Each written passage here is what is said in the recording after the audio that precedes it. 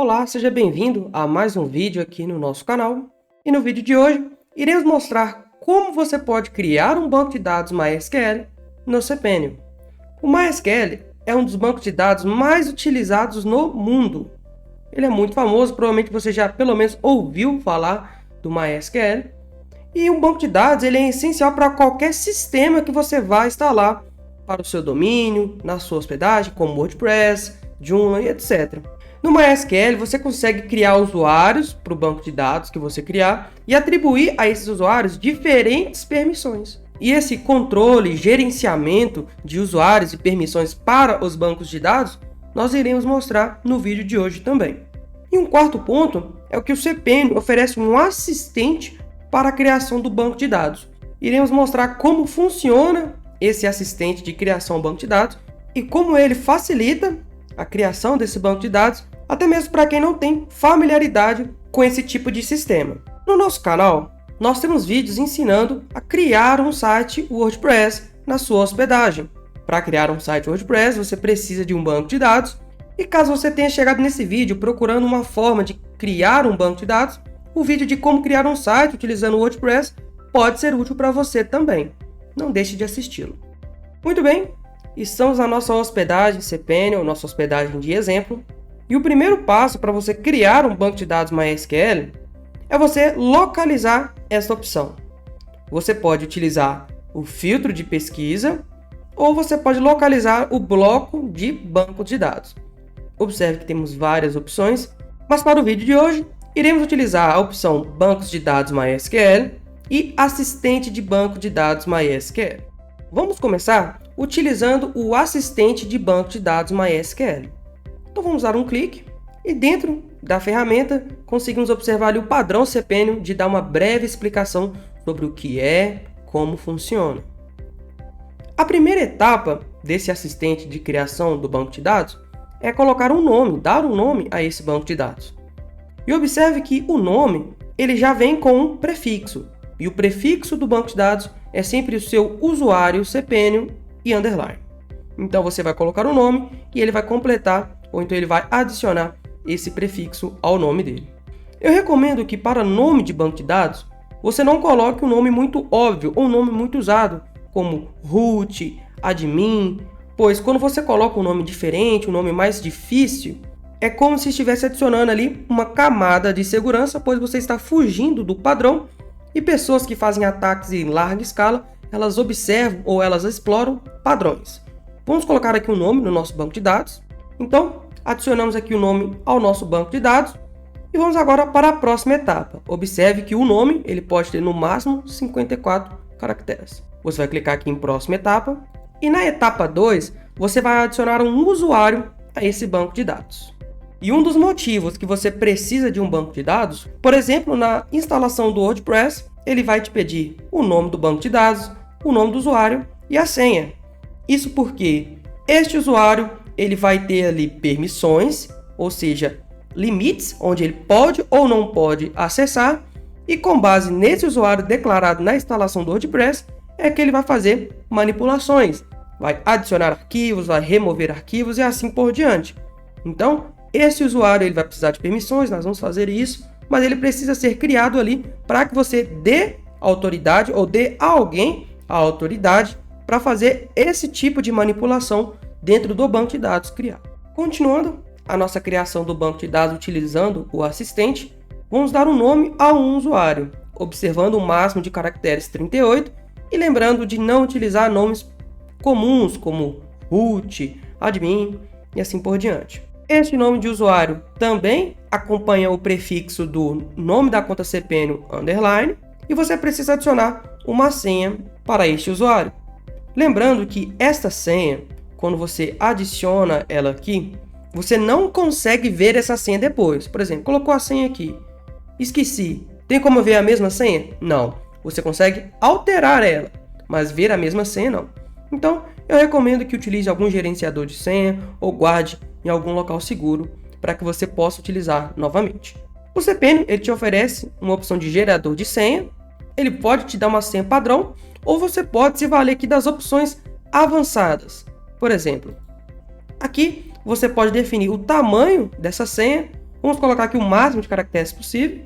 Você pode definir se a sua senha vai ter apenas letras minúsculas ou maiúsculas, ou ambas. Pode escolher se vai ter números, símbolos ou ambos. Então vamos deixar dessa forma. Feito essa configuração, você vai clicar em gerar senha. Ele gerou a senha de acordo com os padrões que nós definimos. E nós vamos marcar esse checkbox. Copiei a senha em um local seguro. Até mesmo porque, como eu disse, você não consegue ver essa senha depois. E, sem marcar esse checkbox, o CPN não te permite prosseguir. Então nós vamos marcar aqui e vamos usar a senha. Muito bem, a senha é muito forte e eu vou agora criar este usuário. E na terceira etapa, nós precisamos adicionar privilégios a este usuário. Isso porque, como eu disse, estes privilégios ou essas permissões é que vão dar ao manipulador desse banco de dados, a pessoa que vai ter acesso a este usuário, o que pode ou não pode fazer.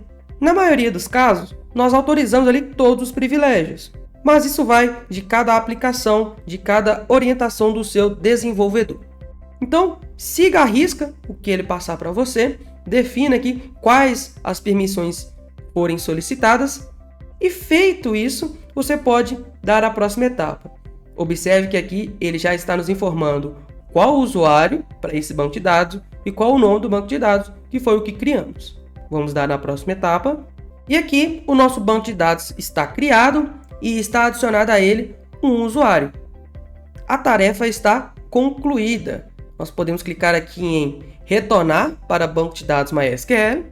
E nesta página conseguimos localizar o banco de dados que acabamos de criar e também, um pouco mais embaixo, o usuário que acabamos de criar junto ali no assistente.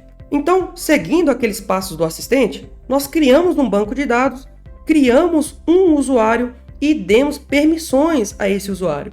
E ao finalizar a quarta etapa, já tínhamos todas as informações necessárias para utilizar esse banco de dados. Então, qual é a diferença de criar utilizando o assistente e utilizando a função padrão do banco de dados MySQL? A grande diferença de utilizar o assistente e utilizar o banco de dados MySQL é que quando você utiliza o assistente, por assim dizer, deixando mais mastigado as opções ou as informações. Utilizando a função banco de dados MySQL, você consegue fazer os mesmos passos, só que é tudo mais na mão. Você precisa ter um conhecimento prévio para poder realizar. Vamos ver como é que funciona?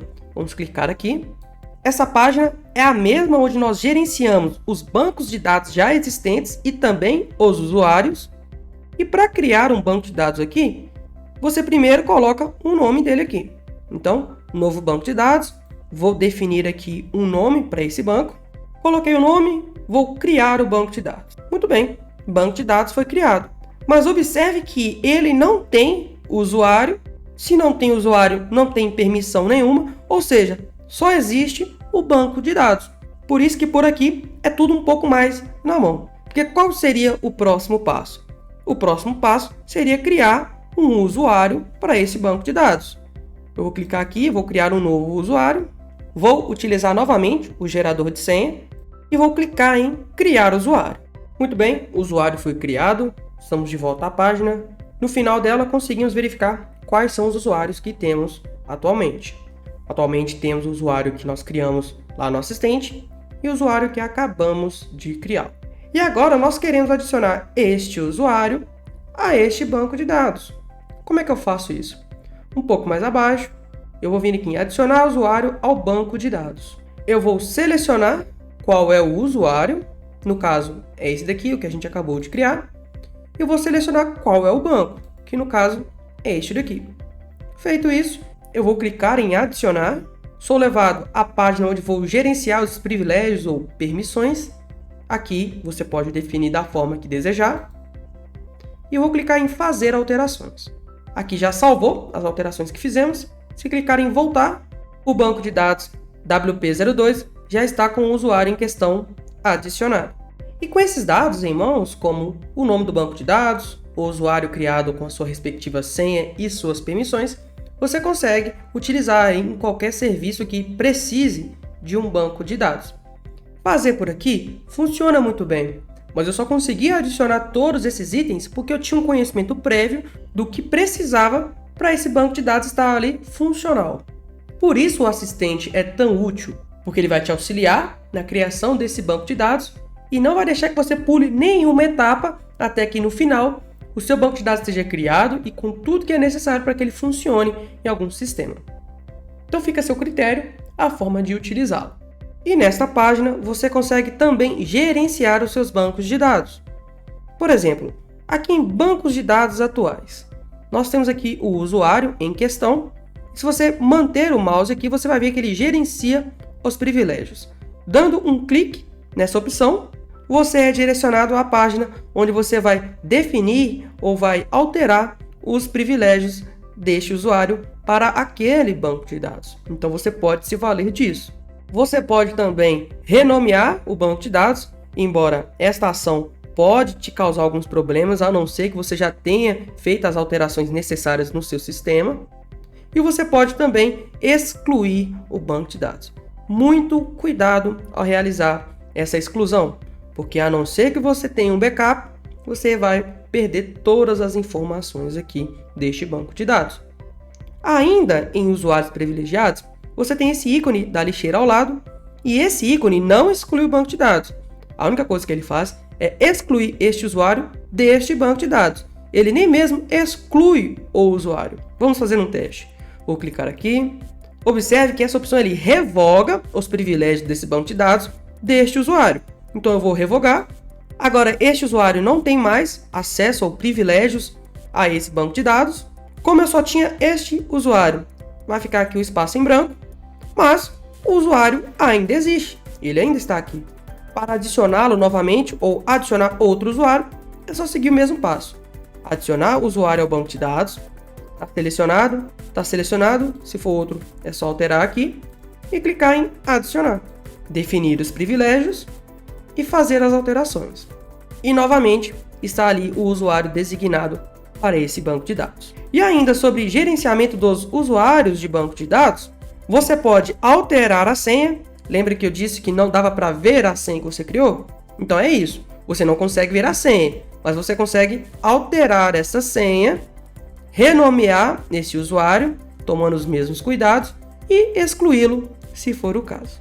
E assim nós encerramos mais um vídeo no nosso canal. Muito obrigado por ter assistido até aqui. Se ainda não é inscrito do nosso canal, considere se inscrever. Se gostou do vídeo, não esqueça de dar aquele joinha. E se souber de alguém que pode se beneficiar desse vídeo, não esqueça de compartilhá-lo. Muito obrigado e até a próxima.